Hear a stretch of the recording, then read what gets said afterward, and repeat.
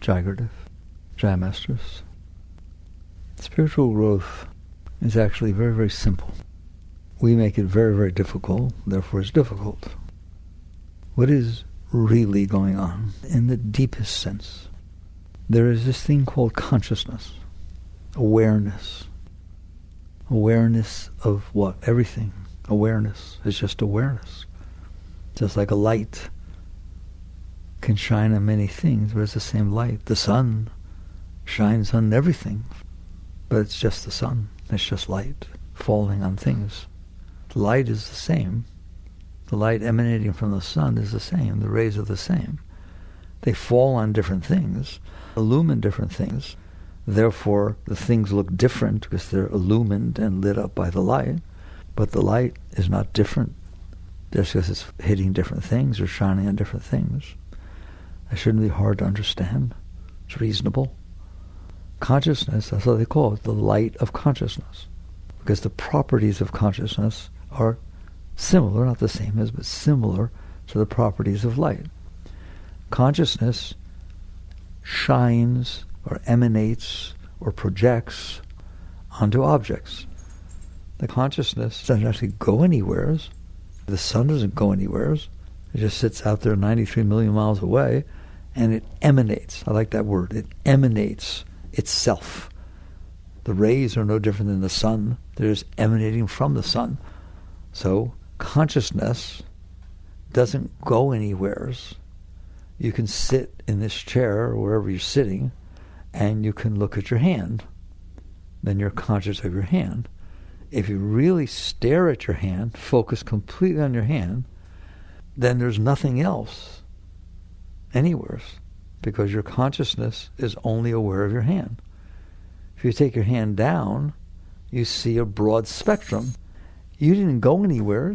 You just stopped focusing your consciousness on a particular object. And all of a sudden your consciousness is able to fall on more things. Like a light that's focused one-pointedly on something, a spotlight, versus a broad beam of light. So your consciousness can focus anywhere you want it into a tiny little spot. Just focus on that. Or it can focus on everything. But you didn't go anywhere, did you? Please understand this. You're just like the sun. The sun stays where it is, but it shines. So your consciousness emanates out, but it can focus on a given object. Another way to feel the nature of consciousness is your body. If you focus on your toe, especially if a hammer falls on your toe, it will happen naturally, all of your consciousness will go to your toe. You won't feel your hand, you won't feel your head, you won't feel your thighs, you only feel your toe. But right now, I don't want you to move, don't do anything. Can you feel your whole body? Can you feel your whole body? Can you feel your feet? Don't touch them, I just want to know. Do you know you have feet? How do you know? You feel them, don't you? Can you feel your hands and your feet at the same time? Can you feel your arms and your hands and your legs and your feet at the same time? Or you can feel just your toe. So consciousness is able to be everywhere in your body. It's not in one place, then you move it somewhere. You can focus on just one thing, and you do if something hurts more than something else, or something feels good more than something else, you focus on it. But that's consciousness focusing on it. It doesn't have to. I love what we just did. This is yoga. We're talking something very deep. The fact that you can feel your whole body simultaneously. What's the time difference between when you feel your hand and you feel your feet? 0. They're simultaneous. Nothing has to go anywhere. Why? Because it's everywhere. So in relationship to your body, your consciousness is omnipresent. Is it not true that your consciousness is simultaneously on every part of your body if you want it to? All right, if you focus on it. Well, that's pretty neat. But you can also focus it on something smaller. The consciousness did not change. You did not move. You didn't do anything. It's just a question of focus of consciousness. Okay, if you get that, and I know you do, the rest is simple. The rest, I'm telling you, It's not simple to do. Like right now I said, can you feel your body all at once? You said yes. Have you ever got lost in thought? Okay, what does that mean? Who got lost? Your consciousness was not focused on your body. Did you still have a body? I'll bet you weren't feeling your feet and your hands. You were focused on your thoughts. Where did you have to go to get focused on your thoughts? Nowheres. Is it the same consciousness that got lost in your thought as the consciousness that was feeling your hands and your feet, but you weren't focusing on your hands and feet, you were focused on your thoughts? What about your feelings? Do any of you ever have feelings? Emotions, that kind of thing, you know what I mean? I don't have to describe it, do I? Can you get lost in your emotions? Can you just can't think straight? Since this happened, or since she died, or since he left me, I can't even think straight. I can't do any math. I can't go to school. I can't do anything. I'm an emotional mess. Whoa, congratulations. Can you feel your body? No. Can you use your mind? No. Did your mind break? No. It's the same mind. Did your body break? No. It's the same body. It's just that your consciousness, which is the same consciousness, is now absorbed, focused, lost in your emotions. That's pretty important to know that can happen. In fact, my new book, Living Untethered, it starts with the premise that you're in there and that you can be focused on your mind, you can be focused on your emotions, you can be focused on your body, or you can get lost in an object in the outside world. I call it a three-ring circus. The outside, the heart, and the mind. Then the question becomes, who are you that is experiencing this? Because it's the same you who gets lost in your emotions, but what about if you have a really bad emotion? Really bad one, jealousy, insecurity, fear, something like that. Let's say you have a really good emotion. Love, excitement, proud. Is it the same you that experiences both of those? Is it the same you that experiences your emotion when they're messed up as the you experiences your emotion when they're wonderful? Obviously, it's the same you. That word I, you use the word I. I was feeling terrible, then I was feeling good. I was really upset, then something happened, and then somebody called, and I was doing much better. I. You use the word I for your focus of consciousness. Okay? It's the same. You have no idea how important this is. Believe it or not, this is the essence of spirituality. What is? Your emotions are not the essence of spirituality. You who's aware of your emotions is the essence of spirituality. You're the consciousness. Your mind is neither good nor bad nor right nor wrong. It's something you're aware of. Are you aware that sometimes you have bad thoughts? Are you aware that sometimes you have good thoughts? Are you aware that sometimes it gets quiet? I hope. That sometimes it's not so noisy in there? Can you go, and most cannot, but it's okay, can you go deep in meditation and come back and say, wow, that's the first time my thoughts completely stopped. There were no thoughts. How do you know? It is not as important that there were no thoughts as it is who was there when there were thoughts and who was there when there weren't thoughts. Who was there when love was flowing and who was there when insecurity and fear and jealousy were flowing? Isn't it the same you? That's what it means by the self. That is what the Atman is. That is what soul is. The essence of your being. You can be aware of lots of things. Your foot, your hand, your mind, your thoughts, your emotions. Oh, proliferate, right? How many things can you be aware of? A clock, a picture, a wall, a knot in the wall. I mean, lots of things you can be aware of, can't you? It's always the same you, though, isn't it? So if someone says, what is the essence of your being? It is your consciousness. It's not your body. Why? Because your body is just something you're aware of. Does your body get older? Was your body once this big? A foot big? Is it the same you in there? Were you aware when you were 5 years old, going through your little dramas and wanting things and so on? Were you in there? Are you in there now? I go through this in the book. When you looked in the mirror when you're 10, you looked in the mirror. There's a reflection. Was it the same reflection you see now? Was it the same you looking? These are the essence of spiritual questions.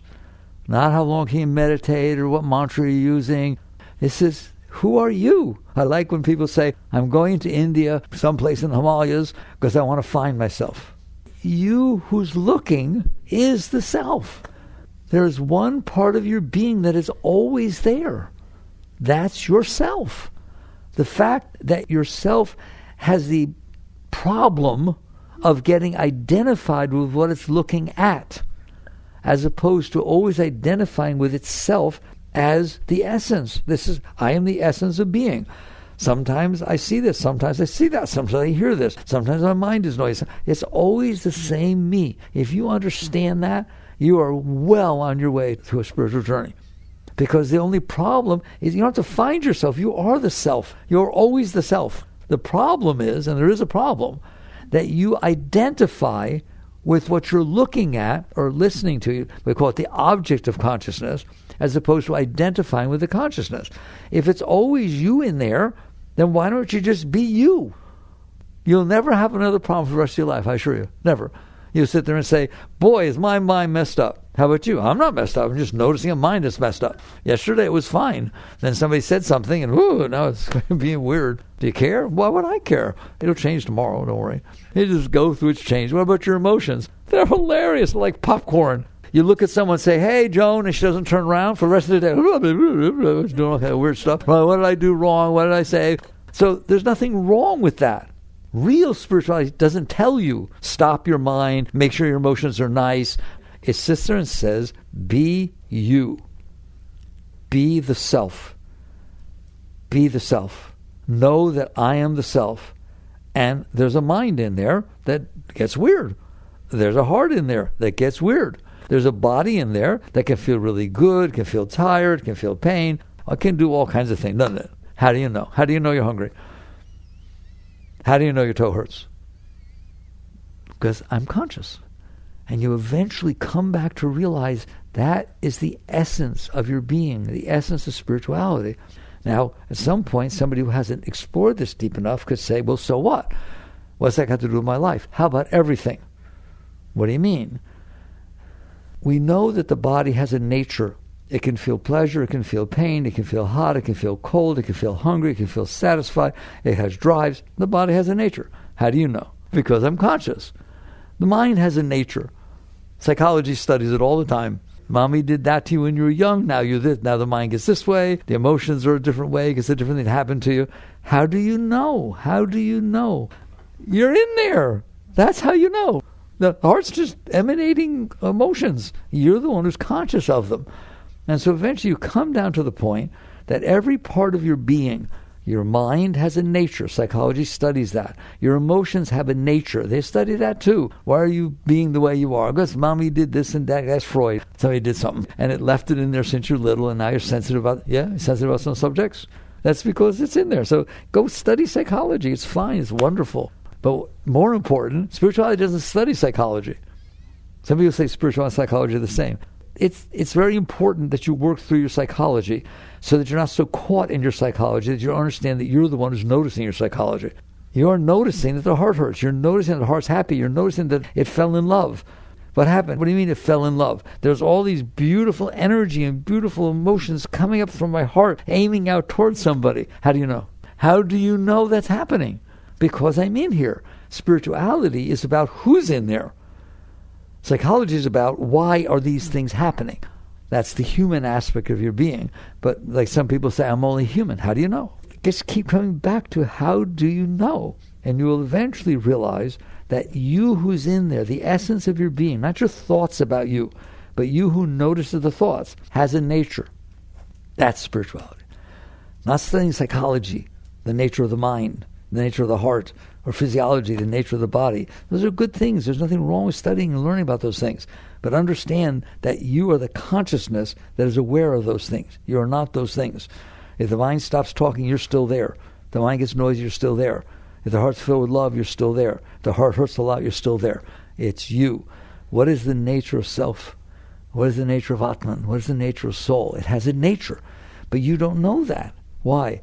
Because if the sun is in the sky shining all these beautiful rays, but you're only paying attention to what they fall on.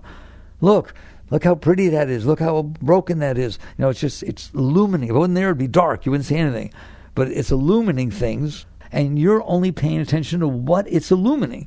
You're not paying attention to the nature of light or the nature of the source of light. And that's what we do with the self. We pay attention to what consciousness falls on. The emotions, the thoughts, the this, what we see through our eyes, pick up through our senses. Consciousness is what's aware of that. All the rest is something you're aware of. We say subject, object. The consciousness is the subject. It's always the same, but there's all these objects. What would happen And we'll teach how in a moment. But what would happen if you managed to not do that? Not do what? Not have thoughts? No, I didn't say that. Not get lost in the thoughts enough to where you think they're you. The teachings are as follows. If your mind says, I loved him so much, how could he have left me? That is no different than your mind saying, look, there's a cloud out there. It's a thought. All thoughts are the same. There's something that emanate from your psyche, and you are the consciousness that's experiencing them. What would happen if that's called, you're realizing yourself, you're getting to know self. What would happen if you didn't get pulled down? They have a power. Thoughts have a power. Emotions have a power. They pull your consciousness into them. Just like if a hammer falls on your toe, how can you pay attention to your toe? That's the stupidest place to pay attention to. It hurts. Why are you paying attention to it? Because pain draws your consciousness into it. It distracts you, doesn't it? It distracts your consciousness to focus on the source of pain. Your heart does the same thing. It distracts you. Your emotions distract you. Your thoughts do the same thing, don't they? They distract your consciousness and they pull it down into your thoughts, into your emotions, into your body, and into the world. There's a boat. I want that boat. And next thing you know, your whole inside is focused on a boat. Okay? What would happen, just for kicks, if that didn't happen? What do you mean? What would happen if somehow, and we'll talk about it, but I want to talk about a high spiritual state for a moment. What would happen if your consciousness, your center of consciousness, we call it, the center of consciousness, the source of where your consciousness is emanating from, do you feel your heart pull you into it? Do you feel emotions pull? Hard to not do it, isn't it? They keep pulling. Have you ever had thoughts you can't get rid of? Well, what do you mean you can't get rid of them? They're yours, but they keep pulling you into them. That pull is what I'm talking about. What if you became a great being, just touch, you're all now great beings, and that didn't happen anymore? I didn't have emotions. No, you have emotions. I didn't have thoughts. Yes, you have thoughts, but you don't get pulled into them. You stay centered, clear, in the seat of self, and you feel the nature of your being aware of the thought. If you don't want to be aware of it, I told you to send your consciousness down to your foot, didn't I? And then your hands. You did it, didn't you? No problem. Well, who said it has to go down to the thought? I say you have a thought. Boss tells you to come in and talk to me tomorrow. You feel uncomfortable about it. I don't know what he's going to talk about. What did I do wrong? Your mind can do that, can't it? Okay, and you feel anxiety. So what? That's a stupid place to put your consciousness. It's not going to fix anything. You're going to find out tomorrow what happens. So wouldn't it be nice to be able to sleep well that night and not worry about anything and just say to the thoughts, it's okay. I'm not going to pay attention to you right now. I won't suppress you. You just do whatever you want. I'm going to stay seated in the seat of consciousness. And what would that be like? Consciousness has a nature. Its nature is beyond your comprehension. And that's why people miss spirituality. The nature of consciousness itself is ecstasy. Why? There's no why. It's its nature. It feels joy. It feels love. It feels inspiration. It's expansive. You just feel this tremendous expansive energy moving all through you and above you, and you're just emanating this light like the sun does. If you're not focusing what the rays fall on and you focus on the sun, that's a whole other experience, isn't it? That's the light of consciousness. That's the source and the nature and the seat of consciousness. You are the sun. You are a pure, beautiful, beautiful being made in the image of God. That's what's back there. How you like that? Right? So if you want to understand spirituality, Muktananda said it very nicely. Meditate on the self. Honor and worship your own being, for God dwells within you as you. The trouble is you think you're what you look at. You think you're your ego. I like this, I don't like that. And I can't believe he said that to me because that you think you're that. No, you're the one that's aware of that. See the difference?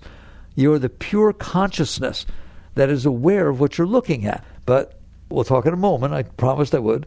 That's not all that easy to get off of that, is it? It has a pull, and it pulls you into it. I want to talk about what would happen if it didn't. That's what spirituality is what is the nature of self. It is pure bliss. It is pure ecstasy. It is nirvana. That's why they use the word nirvana. Where did the great masters go? Into that. Where did Christ go? Or maybe he was always there. When he said, my Father and I are one, what does that mean? That he's there. He's merged with all consciousness.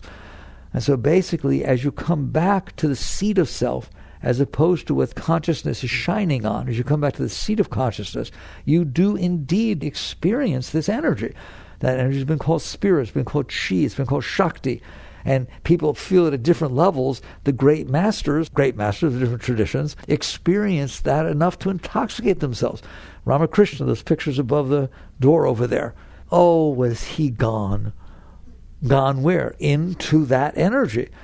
Since he was 6 years old, at 6 years old, he's walking through the paddy fields, and it was the monsoon season, so the sky was pitch black, and some egrets, white flock of birds, flew across the black sky. You know how nature can knock you into a nice state, like the sunset can do that, right? He looked up at that and passed out. He just fell over backwards. For days, he stayed in that state. It wasn't until he was much older that they realized he was falling into the pure state of pure consciousness. He ended up being one of the greatest masters ever walked the face of the earth. As a grown man, every single day, one of his disciples had to walk behind him, because at any moment he would see something that made him think of God, and every hair on his body would stand on end. Tears would pour down his eyes. His arm would go up in the air in pure ecstasy and fall over backwards. So somebody has to walk behind the master. What we're talking about, what's back there, is really high. It's really beautiful. And let's go really crazy, all right? Ramakrishna, I don't know if he ever went to school. I don't know his whole history at that level, but he didn't graduate college or anything. Surgeons would go to him, heart surgeons before surgery, prime ministers, the head of the countries would have him to dinner and come ask him advice. He was so clear, he had such a tie to something greater than himself, that he just had all this wisdom and all this knowledge. It's a very great being. That's one great master. There are great masters, and you are it. Soham, I am he. That's who you are, not I am scared and I'm afraid and I don't like what he did. That's what you're doing with your eye, right? A great mantra is Soham, Soham, I am he, I am he. That's a whole different type of spiritual teaching, isn't it? I am he. My Father and I are one. That's who you are at this moment. Not someday you'll meditate enough. Not someday you'll earn enough credits to graduate to that level, right? If you are conscious, you're it. If you are aware of the mess that's going on inside of you, instead of getting all upset about it, you should be laughing. Because I, who am aware of that, is in a state of complete ecstasy at all times. How do I know that? Because sometimes you feel it. Sometimes something happens and you open, and you feel love, don't you? And you feel joy, and you feel inspiration, and you feel all excited, you can take on the world. And sometimes you're like a wet dish rag.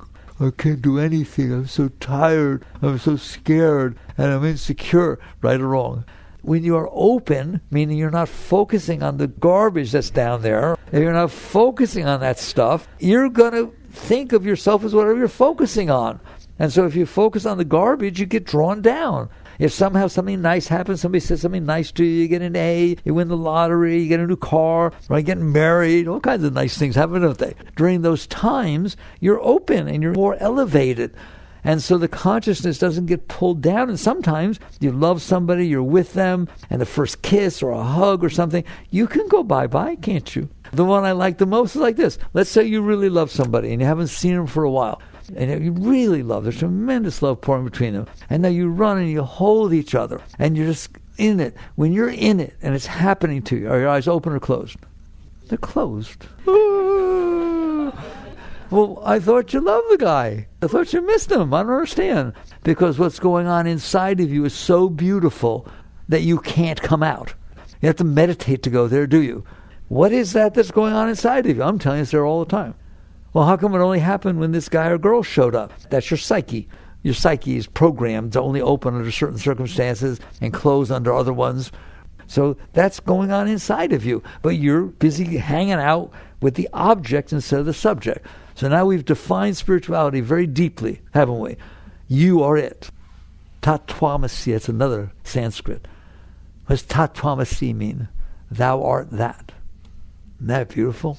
You in there, who's looking at whatever you're looking at, is the highest being that walked the face of the earth.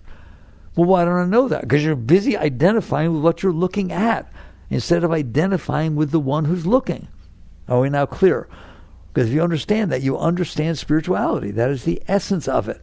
So what do I do about it? I'm not a big technique. I don't teach you how to meditate. I don't teach all this stuff. Other people do, and that's wonderful. I don't teach you how to do yoga. I just teach you this stuff. I teach you why you would do yoga. I teach you why you would meditate. But you find your own techniques. You'll figure out how to get dressed in the morning. You figure out how to go to school. Figure out how to drive a car. If you want to do it, you figure it out. You want to figure out who you are?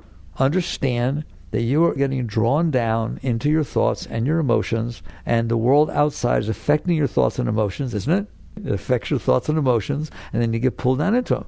So now you're lost in the objects of consciousness instead of centering, being seated in the seat of consciousness. So what do I do about that?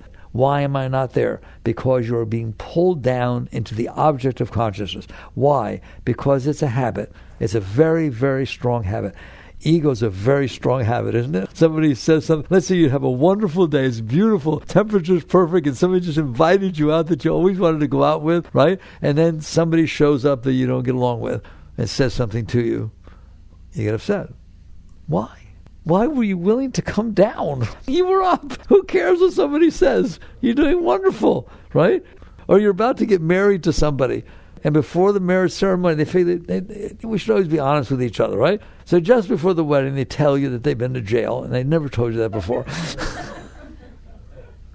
How you doing? But you didn't tell me this. I didn't think it mattered. So the pull of the personal, let's just call it the personal, the psyche, that which you're programmed. Let's say you were, a wild held angel chick, and somehow you fell in love with someone who's too straight, but you're doing it, and you had to leave all your friends, right? And then the guy told you right before the wedding, I really was a biker, and I was in jail for years. I just didn't tell you. Whoa, man, that's great. Come here. It could happen. It's like you're programmed, your psyche is programmed based on your parents and your past experience and your preacher and rabbi and all the experiences you had. They programmed you. Remember what B.F. Skinner said as a behavioral psychologist? Man is the sum of his learned experiences. You are not the sum of your learned experiences. Your psyche is the sum of your learned experiences. He's absolutely correct. Your mind and the behavior of your heart, your preferences, and how you react to them is the sum of your learned experiences. And you're the one that's aware that happens. You are the consciousness that's aware. Is the sum of your learned experiences hanging outside of you? Mommy sometimes still talk and judge, and daddy and the preacher and the first boyfriend. Is it not true that you can have an experience that hurt you when in high school, and now it's 30 years later and you go to high school reunion, and because you walk by the room where it happened, or the locker that had your number, or somebody put something in it that you freak out? Your psyche, the sum of your thought patterns, your emotion patterns, they are the sum of your learned experiences. How do you know? Because I noticed that they do that. How do you know that when you looked at your locker, you got all weird? Because I'm in here. The same you've been talking about? Of course. So it's not true that you are the sum of your learned experiences. Your psyche is the sum of your learned experiences. You are the consciousness, the awareness, the indwelling being. But psychology doesn't study that. They study what you're aware of, right? Which is wonderful. Somebody needs to study that. There's nothing wrong with that. There's nothing wrong with that. And therapists can help. It's all wonderful, and you'll get that help. But just understand that you don't need any help. You're in ecstasy no matter what. That is the state of your being. But you can be aware of a personal self that mourns because somebody died, or feels love because you're around someone that you feel more comfortable with. But just be aware it's the same you that's aware of all this.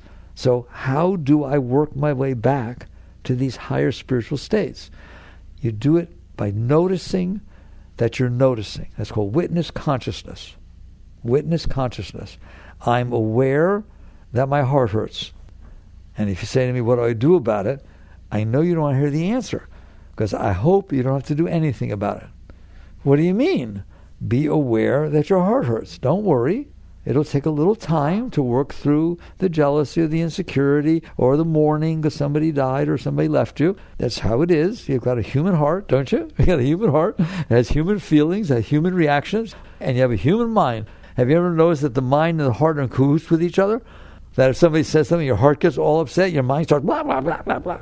Have you ever noticed that nobody has to say anything? You're minding your own business on a nature trail, and all of a sudden you see a leaf, and it reminds you of the fact that somebody gave you a gold leaf once, but then they left you, and the next thing you know, your mind's going, I can't believe, what did I do wrong? Your heart starts hurting. That's called witness consciousness. You're always aware. The trouble is you can't handle what you're aware of. How's that? I'm going to talk tough to you. Can you handle this stuff? And the answer is no. Somebody says something, you start getting defensive immediately. No, I did not say that. Why'd you say it to me? Or he shouldn't have done that. I can't believe he left me. It was 20 years ago. Can you handle that goes on inside of you? You in unison, no. Okay? That's why it pulls you into it. Because to you, that's a big deal. That it says, I can't believe my parents got divorced. It's always bothered me. You're 75 years old. They got divorced when you were 6. We can do better than that, can't we? No, I'm going on a blog for everyone whose parents got divorced and they're over 70 years old. There's a blog out there, I guarantee you. We're all going to feel sorry for each other. We're going to make a big deal out of it. Okay, go, do it. Doesn't mean that from a psychological point of view, that if you suppress things, it's not good to talk about them. Because it is. I'm not taking any of that away. I just want you to be able to come to some place where the highest truth is talked to you, which is you're the highest being walked the face of the earth. You're in a state of joy and ecstasy and love all the time from inside, regardless of what's going on outside. Why don't I know that? Because you're being pulled down into the garbage. You're being pulled down. If you suppress stuff in the past, and we all did, if you suppress stuff, it's still in there. And the stuff you tend to suppress is not the nice stuff, by the way. It's the stuff that hurt. It's the stuff that bothered you. And so you sit there and you push it down. The new book really goes into that, Living Untethered. When you push it down, it's like pushing against a balloon. You push it down, it's going to want to come back up. Or trying to push something down in water. Take a balloon and push it down in water. What's going to happen? You're going to try and come back up. That stuff you push down is always trying to come back up. You have to handle things. You can't push them down because they're going to keep trying to come back up. But we've always pushed them down, haven't we? Every single thing, every day we push stuff down. Somebody says something or doesn't say something, and it's right away, boom, that stuff's going to keep trying to come back up. That's why we can't let go. That's why we get pulled down in there, because we're struggling in there, fighting with all the stuff we stored in there. So basically, as long as that's happening, your stuff's going to get hit, soft spots, whatever you want to call it. Your stuff's going to get hit, and you're going to get pulled down into it because you can't handle it. So real quick, I'll give you the highest technique. Ready? Oh, I've never said this before. I told you I like to give techniques. I guarantee this technique will work every single time. You will become totally liberated and everything. You ready? Here's the technique. Handle it. It's only a little funny because it's true. If the problem is that you can't handle it and you shove it down there, and therefore it makes your mind sick and it makes your heart sick and you become sensitive and scared and insecure and everything has to be exactly the way you want for you to be okay, the answer is don't store that stuff down there. If you don't store the stuff down there, it's not going to have that power to pull you into it. Can you not store the stuff down there? Yes. Yes, you can. And the new book goes right down head first into that stuff. How do you not store the stuff down there? Don't start by trying to deal with the stuff that's already down there. That's way too hard. It's like saying, I'm going to play the piano, I'm going to play, Beethoven first, but I never touch the keyboard. No, you're not. You're going to do scales first, aren't you? So basically, you come down and you understand. You start with what I call the low-hanging fruit, the simple little things that happen all day that bother you. Have you noticed things bother you during the day? It's just like, wow, they bother you. The driver in front of you, it's too hot, it's too cold. Oh my God, I got some ketchup on my pants, I got to go to work, and my hair is frizzy. Just anything. It all bothers you, doesn't it? My car seems to make a little squeak. What's that all about? I don't have any money. What am I going to do? Okay? We get bothered a lot during the day about things that if we didn't get bothered about them, wouldn't make any difference. And a minute later, they're gone. It's hot. We'll go in the air conditioning in a minute. The car has a squeak, then it stops. And just all kinds of things happen all day. So you're sitting there bothering yourself. The driver's driving slow in front of you, or he didn't use his blinker. That doesn't bother you. You're bothering yourself about it. That's where you start your spiritual journey. How you like that? It's easier than asanas, easier than meditation, easier than reading all kinds of books forward and backwards. Just, that's what I want you to do. I want you to go through the day without bothering yourself about things that have no meaning, and you're going to find out your whole life changes. Because then what you're saying is, I understand that the reason I have a mess inside that keeps pulling me into it is because I stored things I couldn't handle. So let me at least start by not putting more in there. You can do it, can't you? Make it a game. It's a video game. Can I go through the day without bothering myself? You try. You start. That's a spiritual practice. How do you like that? It's a spiritual practice. You can use affirmation. You can think about other things. Just don't. Do you have hands in it to push things away? Do you have hands in it to push away thoughts and feelings? And so don't use them. That's the highest asana. Sit on them. Sit on the inner hands. When you're doing an asana and it's tense, what does the teacher tell you to do? Relax through it. Relax into it. Relax through it. That's what I'm telling you to do with this stuff inside. Just relax. Just keep relaxing, so that you're not pushing it down anymore. And what will happen is you'll start to go through days, and people write me all the time, I'm so much happier. I stopped bothering myself about everything, and I'm not so bothered anymore. And so you start doing that, and then all of a sudden what's going to happen is something bigger will come up that you used to really get upset about. And now you look at it and you say, I don't have to get upset about that. It happened 5 years ago. Why am I getting upset about it now? And you work with yourself to let it go. That's called letting go. I can handle this. That's your mantra. I can handle this. I can handle this. I can handle this. And you just start working on yourself. Keep letting go. And you're going to start to feel joy. You start to feel for no reason. You just feel some joy coming up inside of you. Spontaneous joy. And you realize that's what we're talking about. If you don't get pulled down into the garbage, you get to float back into the ecstasy. And more, that's where you get your joy. Who said that to you? Christ.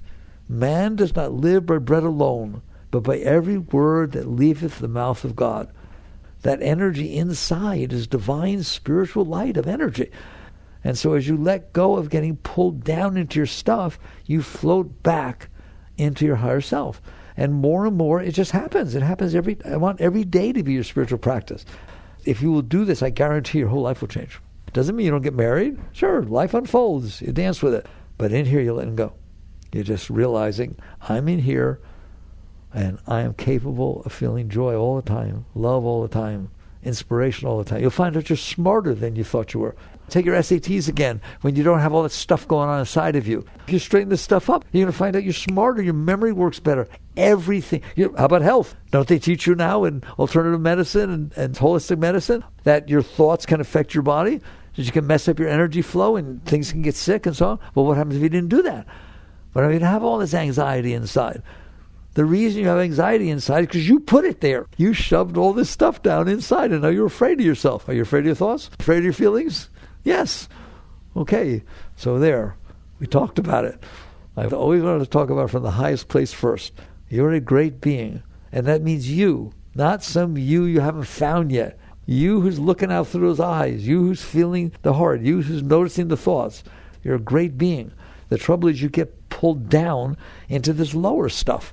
Learn to handle life. Learn to handle situations. Learn to not suppress things. Learn to release them when they come back up. If you can do this, you're going to elevate yourself to a beautiful level until eventually, I'm telling you, you will feel ecstasy. You will feel joy welling up inside of you. You are a great being. Everything will open. All the centers will open. You'll become a being of energy, a being of light. How? By letting go of staring at what's not a being of energy. All right. Boy, if you understand these things, I did my job. Seriously. Not that you can do them, you won't do them tomorrow. You work on it. It's the work of a lifetime to reach these very high states. And by the way, you don't just benefit yourself. Look, when you go to somebody who's depressed, is it fun to be around them? Doesn't it pull you down? What about you go around somebody who's high and all that good, beautiful love energy is pouring? It lifts everything, doesn't it? Be that. Be that. Be a great being. Raise yourself. Work on this. Jagrata.